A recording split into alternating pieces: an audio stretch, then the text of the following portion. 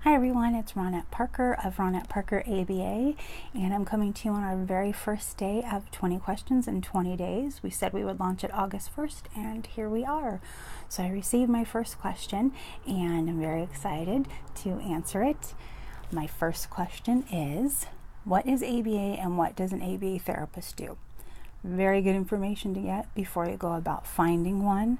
You always want to make sure you do your research and know what you're in for and if it's the right fit for you or your child or whoever it's for. So in short, ABA is applied behavior analysis, and it is based on the theories of B.F. Skinner and operant conditioning. Operant conditioning is it's basically where you're utilizing reinforcement to increase a positive behavior, or you're taking away reinforcement to decrease a negative behavior. We want to weaken the negative behavior, especially if it's something that is impeding learning of the student and or others around them, or in particular, and this is a big one, if it's self-injurious. We never want to help strengthen that behavior at all. It's very important, as I'm sure everybody knows. I'm a strong believer in reinforcement. I've seen it work with numerous people.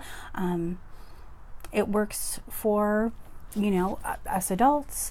Why do we go to work? We go to work so we can get a paycheck. That's our reinforcement for going to work. There's always, in my opinion, when you're using a reinforcement, it's something that somebody's looking forward to. And I believe there's specific ways it can be done that are very effective. However, I believe there are certain ways it can be done that are not effective. And that's where I think a lot of people, when they're not sure if ABA is for them, they can kind of be swayed by hearing that it's sort of like, what are the words I'm looking for? It's punishment, that they're being punished, and I do believe there are ways when it's done incorrectly it most definitely can look like that, and that's not okay in my opinion.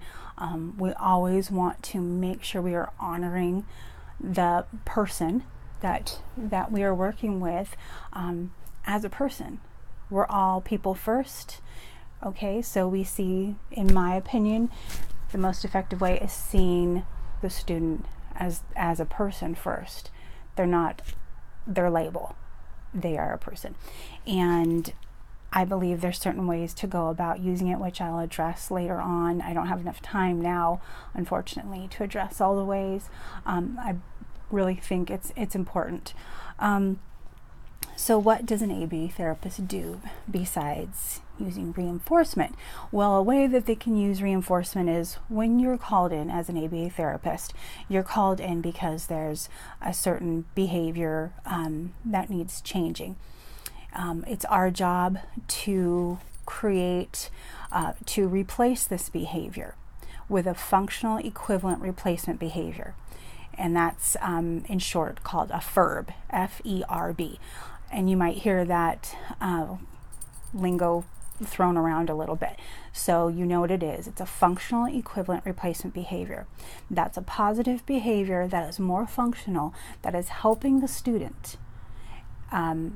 Like if they're self-injurious, you want to teach them a replacement behavior. All behavior is a form of communication. That's something very important to remember, and that's something that we teach as well, is that all behavior is communication. It's our job to find out what that communication is. What are they trying to satisfy with this behavior?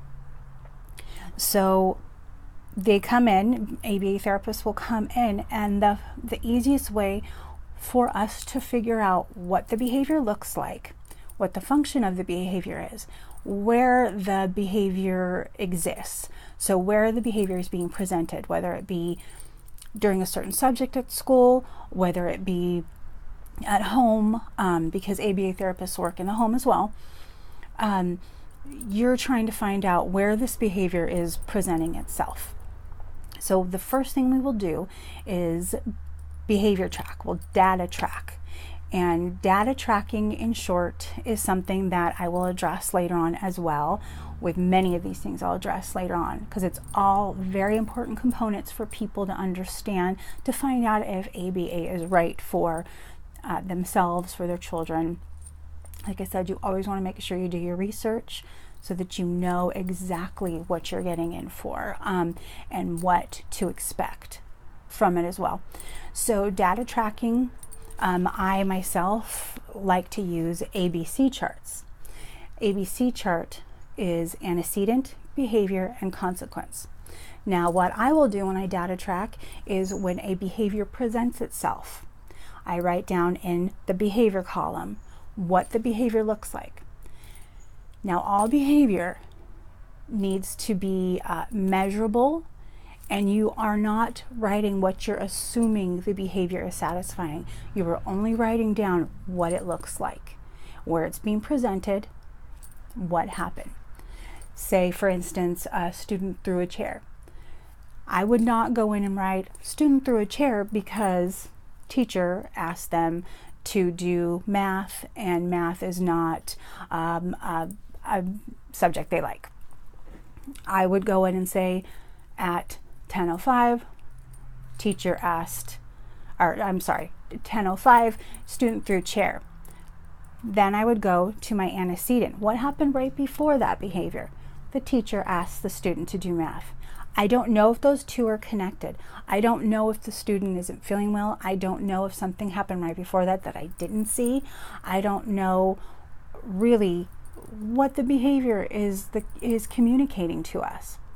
The consequence is going to be what happened right after the behavior. So this can take many times, because it can be a real dance between the person who's engaging with the student and the student. And it can take quite a while for a behavior to end as well. But that's going to give us our best tracking, because we will know after a certain amount of time, say for a week, if this behavior keeps happening every time the teacher is asking the student to do math, then it has something to do with math, or it has something to do with the teacher too. It could be the way the teacher's presenting the math. It could have nothing to do with the teacher as a person. It could have to do with their approach to the student. The student may need a different type of approach. There may need to be a softer, subtler way to approach it. There may need to be a break right before an undesirable activity. There may be many things, but that's going to give us our baseline. When we have a good chunk of data tracking, then we have a better idea of what's causing it. We have a better idea about what is preferred and non-preferred for the student. It's really a getting to know you sort of thing, and it's going to help, and you're going to really save yourself a lot of time and a lot of headache if you do put in the time for the data tracking. I can't advocate for that enough. So like I had said before, once we find out the function of this behavior, what we can do after that is we can come up with strategies. And this is really good if you want to brainstorm with colleagues, if an ABA therapist is called in I'm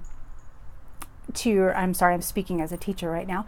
If an ABA therapist, another one, is called in to your classroom to brainstorm with them. I know sometimes when there's particularly difficult students, cases that just sometimes we just can't figure it out, then excuse me, then we have a whole group session of brainstorming, and that's a really good way to find some strategies. It might also be you need a different person to present the strategy. So you come up with your strategies. After that, what you will have more times than not is something that I'm actually including on my blog tomorrow, is you will have an extinction burst. Now, a lot of times when people have extinction bursts, students, adults, anybody have extinction bursts, that the parents tend to, or teachers too, the behavior increases and intensifies. It could be excuse me, intensify, and duration can get longer too. So it could look as though the strategies are not working. I implore you to keep with the strategies until you have a good chunk of data that says this strategy is not working. Because when extinction burst presents itself, it's like the old saying, it gets worse before it gets better. It truly gets worse before it gets better. And I've seen it get pretty bad. And then one day just flip around and, they're presenting the functional equivalent replacement behavior, and it's like the other behavior never existed. And then a couple years have gone by and I haven't seen that behavior again. So I really, like I said, implore you to stick with the strategies, and unless it's completely obvious this is not working, and it's the child is becoming self-injurious, is eloping, which escaping from the classroom, from home, whatnot. You're going to know as a parent, really, you're the expert on your child. You're going to know deep down if it's working or not. I've seen strategies stopped before they really were able to get started. And it can slow down the process, and then frustrate the student even more, because then they've calmed down and then we're starting it again, and then the extinction burst happens again. So it's kind of like a never-ending thing to the child, and so they're just getting more frustrated. And that's not what we want. That's never our intention. We don't want to frustrate the student, and we want to do everything we can to help them. So in 12 minutes, that's what ABA is and what an ABA therapist does. I can go more into this as well. If you would like to know more, you can always search the web. There's many amazing websites that will talk about this. There's a national Autism Association has information. There's many sites. If you'd like to hear from me, please contact me.